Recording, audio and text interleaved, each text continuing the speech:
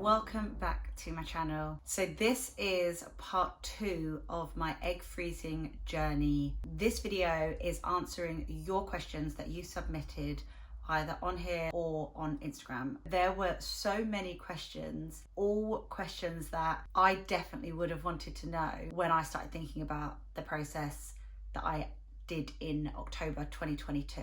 So I'm gonna try and answer as many as possible. Hopefully you guys find this beneficial.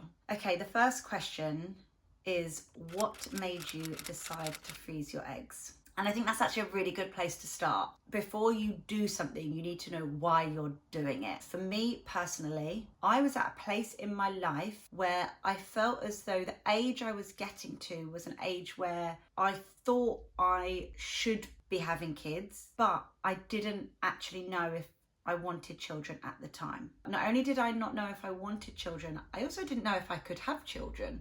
I'd never been pregnant before. I've not been one of those people that from like a young age was like, I was put on this planet to be a mother. Don't get me wrong, I hope that I am the best mum, and now I cannot wait for it. But at that time in my life, I just didn't have any sort of urge or instinct. I thought, well, I don't know if I want to have kids. I was single. Let me just look into it. And that was where it started. I just wanted to look into it to begin with, which is what I explained in my other video, how I actually started with an at-home kind of hormone test before actually going ahead and going through with the egg freezing process. So that is my why. Did you feel a pressure from society to have kids or always have the option available?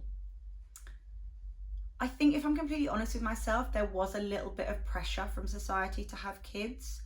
I was 33 at the time. When I was like way like young, like naively younger, I always thought, oh, by the time you're 30, like everything's sorted, everything's like done. Like married, kids, house, boom. Absolutely not. That was not my journey. There is still that societal pressure of kind of looking at women and going, oh, TikTok, which is stupid and ridiculous, and I don't think it should exist, but it is there, and I did feel that to a certain extent. But more so than that, I felt that pressure, but I was then also saying, but I don't know if I even want to have kids. So society's telling me I should be having kids now, but I'm like, I don't even know if I want that. So that for me was like kind of where a bit of friction was caused, like internally, mentally for me.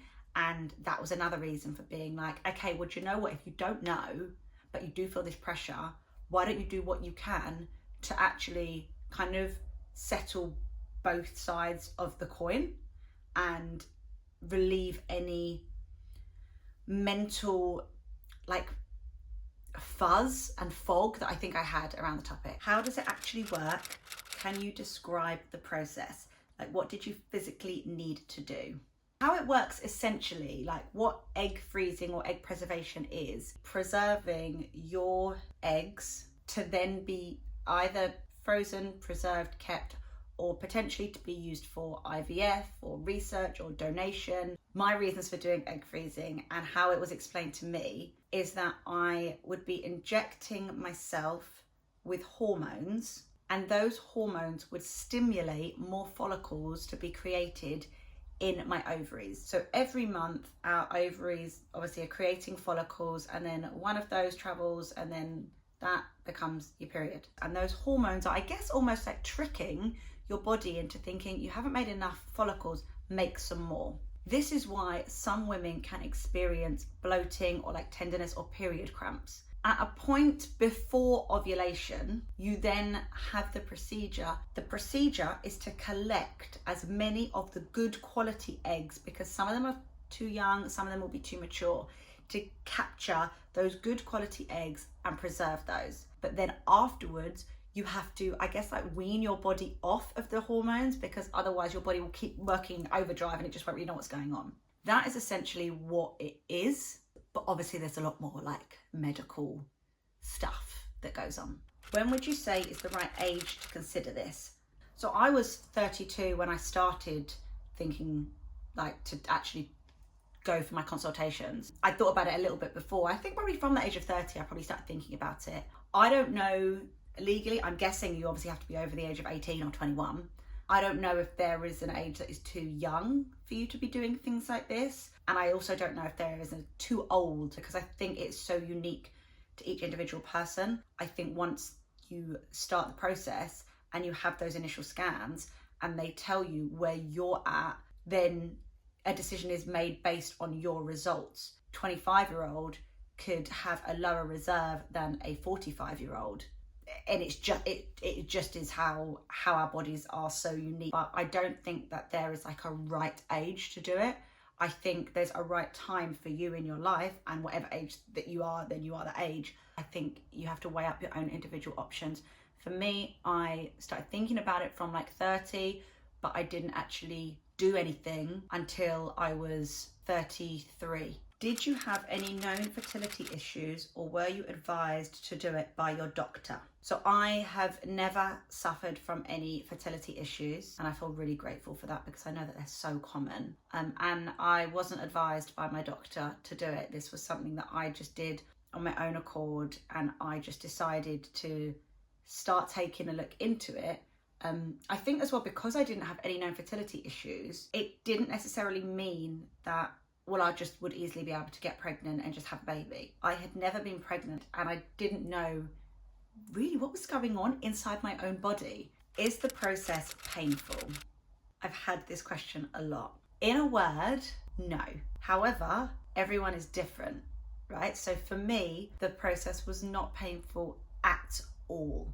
In the process, you have to inject yourself at least twice a day. I had to do it for in total 20 days. That included pre-procedure and post-procedure, which I spoke about in my other video.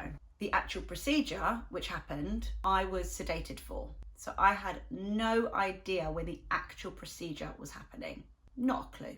If you find injections painful, and bear in mind the injections for me were going into like skin, like on my belly, so just below where my belly button is, I would assume would be the most painful part.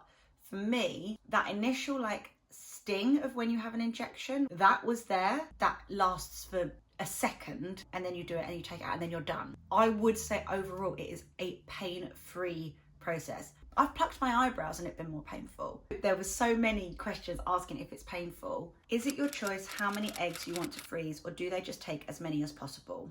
You don't get a say in how many eggs they freeze because it's all done medically. So I could say, I want you to freeze 100 eggs, but if they are scanning and looking and they're going, but you've only got 10, then it doesn't matter what I say. I think the great thing from my experience is that I was going in for so many scans. Over 10 days, I went in for 5 scans and I had 6 blood tests. And each of those would tell the doctors something about where I was at in my journey and how many follicles were being created, how my body was reacting to the hormones, obviously the different levels of hormones within my blood and whether I needed to increase or decrease. So they would have a good estimation of how many eggs they thought I would be able to A, produce, but B, also that they would be able to collect that would then be suitable for freezing.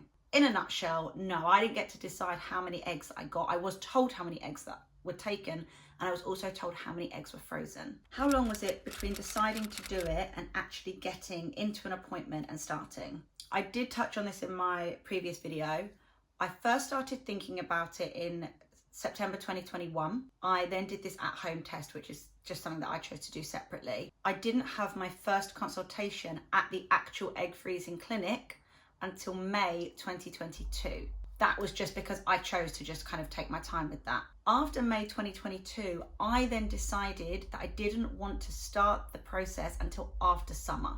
After my consultation in May, I could have literally started the following month if I'd wanted to. I chose to wait, and I then started in October. Were there any physical or emotional side effects? This is a really good question because I feel like it's not something that people necessarily think about straight away, but I think it's something that's really important to consider. So the physical side effects that I was warned of were headaches and or migraines, mood swings, feeling sick, bloating, tiredness or like fatigue, and potential like just food aversions. I fortunately didn't suffer from any of those physical side effects. However, I think the emotional side effects are just as important, if not something to be more aware of, because it's to do with your mind, and that is something that is so hard to control. In general, just feeling a little bit rubbish, feeling deflated, feeling, I guess, a little bit depressed. And I would say that I did experience that. I think throughout the whole 3-week process, I probably cried like to my mum or my sister at least 4 times. Sometimes I felt as though I had a valid reason, other times I didn't. Like, I remember crying once because I didn't know what I wanted for dinner, and it was really stressing me out. I mean, now I look back on that and I'm like, okay, that was a little bit silly, but it was the effect of all the hormones taking their toll on me mentally. I also went through a phase of being like, why am I having to do this? I don't like the fact that I'm in the position that I've got to do this. This is so unfair. But, and I explained this so much more in the other video, I think that's totally normal. And any of my friends that have gone through it since have also expressed that same feeling.